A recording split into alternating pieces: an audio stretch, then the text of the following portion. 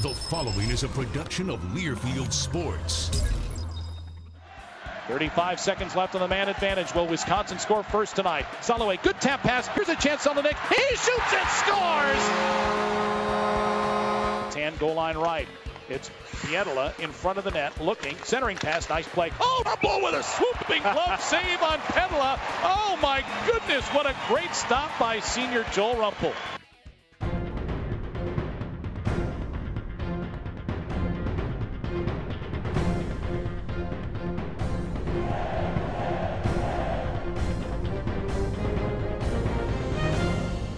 The Badger Hockey Digest is brought to you by Charter Communications. So, with US Cellular, you get 4 lines and 10 gigs for $130 a month.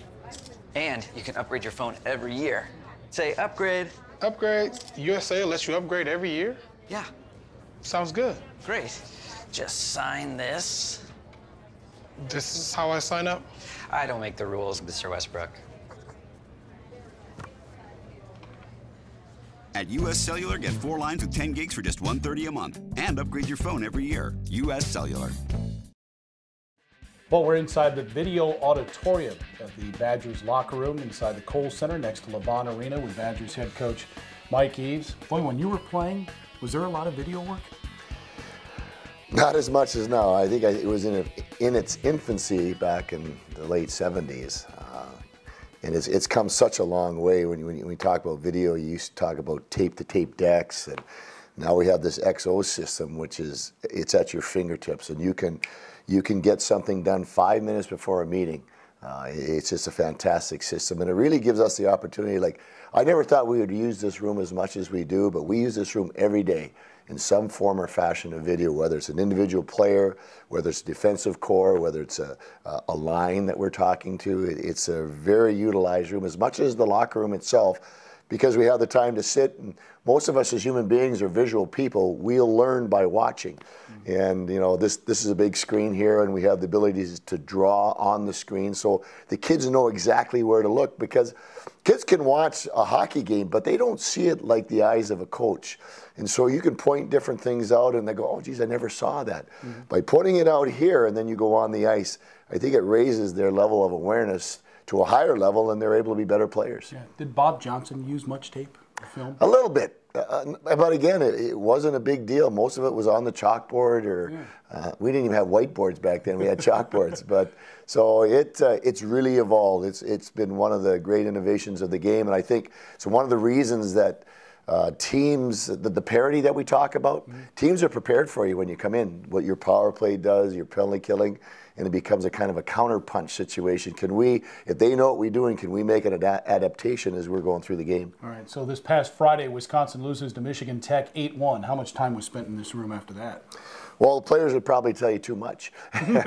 We as coaches after that game, we get up early the next morning, we get in here, and we start watching about 7 o'clock, and then we have meetings that start about 12 o'clock. And what we do is we give the kids feedback from the night before. And so they get a visual what happened that night, good things and things that we could do better, so they have a better idea of what's going on. So again, you know, Friday night we watch the game. The meetings we try to hold down to about 20 minutes. I think any more than 20 minutes, I know Coach Shuchuk, Wally, and myself are all players. After 20 minutes, you start to nod, and you know it's not effective anymore. So we're very cognizant of that. But it's a big part, and I think it had a big part in us responding on Saturday night. Yeah, whether it was film study or just more effort, up to pace with playing Michigan Tech. They came in having already played 2 games in the Great Lakes Invitational, so they were back into game mode. It takes a little while. Not an excuse, but more of a reason. Well, you know, our hope as a coaching staff is that we could have survived the first period. We get down 3-0 after 10 minutes, and then we're a little bit behind the 8 ball, and we got 2 young guys that haven't played in 7 weeks. They're trying to get up to speed, so it was, you know, it was just probably one of those nights, Brian, no matter what we did, it was going to be a long night. But it was a great response by our boys. It was. Michigan Tech's a good team, no doubt about that. But you battled back on Saturday. So did Joel Rumpel, who was pulled after 10 minutes in the opener on Friday and was just fantastic in stopping 47 shots. You know, the shots were a lot of them were from the perimeter, but he made some huge saves in amongst those 47 shots and the scoring chances. So we have talked about it all year. Our formula to find a way to win with a young group is we need a stalwart a performance like that from Joel, and then we need to find a way to have our specialty teams contribute, which they did. We scored on our one power play. We killed 4 off. And as a result, we found a way to manufacture a win. Yep, Badgers beat Michigan Tech 2-0 on Saturday. Joel Rumpel, 51 wins, now tied for 5th all-time. His 10 shutouts, 2nd in school history behind Brian Elliott's 16. Wisconsin welcomes the 2nd-ranked team in the country to the Kohl Center this weekend. More on Boston University in just a moment. We'll be making a traditional octopus salad, drizzled with some olive oil and topped with a dash of salt and pepper.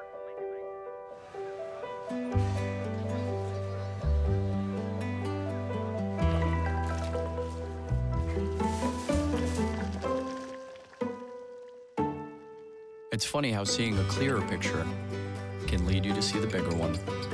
Get the most HD channels and the fastest internet on the most advanced fiber network. Charter Spectrum. Where will it take you? Some call it a miracle. Others call it science. But for those who've needed a kidney transplant like Kelly Krager, they simply call it a new lease on life. For nearly 5 decades, UW Health and the University of Wisconsin have been national leaders in the field of kidney transplant, providing a new life for recipients and assuring a normal life for living donors. Miracle? Science? Maybe it's a little bit of both. UW Health. Remarkable. Before we get to the Badgers weekend series with Boston University, a couple of individuals I wanted to touch on, not just, well, we spoke about Joel Rumpel, obviously, but Morgan Zelenik's having a pretty good run here. He scored a goal in each of his last 4 games. He is so gifted around the net. He had the game-winning goal on Saturday and a very pretty goal on Friday, too, didn't he? He did. I think he scored 4 games in a row now for us, and we've always known that he's had very good mitts, if you will, and can do some things offensively. I think what has elevated his game, though, Brian, is his ability to go in and actually work and get the puck and create space for himself. He's done a nice job in that area. I think he's buying into that, and that's going to take his game to another level. I think for Zully, if he has aspirations of helping our team get to a higher place in our game and he wants to play at a higher level himself personally, these are the kind of things that he needs to do, and he's doing a good job. He's going in the right direction. Yep. Who else played at a higher level this past weekend was freshman defenseman Jack Doherty, who didn't make the United States World Junior Championship team, but came back motivated, and boy, he played well, didn't he? If he wasn't our leader in hits, he was right up there, but even more than that, he had poise and confidence with the puck and made some really good plays, and seeing, you could tell he wasn't a freshman anymore. Like, he played like an upperclassman, and that's the kind of thing that we're going to need from Jack as we move forward in the second half. Yeah, you could say the same thing about Ryan Wagner on Saturday, too. One of his best games. Yes, I think we had a lot of guys. I thought Brad Navin, looking at the video, was very consistent for us. And it's important that he play well because he's playing with 2 young guys in Wagner and Ustaski. So I think his leadership and his ability to play at the level he did was very good for them as well. All right, Boston University in town Friday and Saturday night. They're 11-3-3. The Terriers coach is David Quinn, and they have maybe the best player in college hockey, and he's only a freshman, the captain of Team USA at the World Junior Championships, Jack Eichel. He leads the country in scoring. How gifted is this young man?